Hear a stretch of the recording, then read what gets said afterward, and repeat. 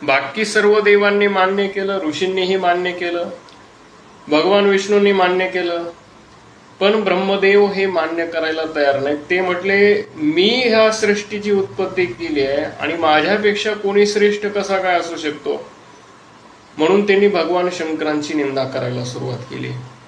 ते म्हटले तुम्हाला कोणावर विश्वास आहे, वेदांचं प्रमाण घ्यायचं का? सगळ्या वेदांना बोलवलं, चारही वेदांनी सांगितलं की भगवान शंकरच सर्वश्रेष्ठ आहेत, ते स्वयंभू आहेत, त्यांचा कधीही ते उत्पन्न होत नाहीत आणि त्यांचा कधीही अंत होत नाही।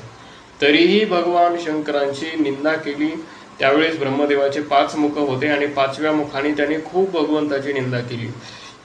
भगवान शंकरांना प्रत्यक्ष या गोष्टीचं काही वाटलं नाही, कारण ते त्यांच्या समाधी अवस्थेमध्ये श्रीराम जय राम जय जय राम या मंत्राचा जप करत असतात, त्यामुळे त्यांना काही वाटलं नाही। पण त्यांच्या तिसऱ्या नेत्रामधून एक ज्योती प्रकट झाली आणि ती ज्योती ब्रह्मदेव आणि भगवान शंकराच्या मध्ये स्थित झाली आणि लहान बालकाचं रूप धारण केलं। 12 वर्षाचे श्री काल भैरव जे आहेत ते उत्पन्न झाले त्या ठिकाणी आणि ब्रह्मदेवाचं मस्तक त्यांनी आपल्या डाव्या करंगळीच्या नखाने कापून टाकलं।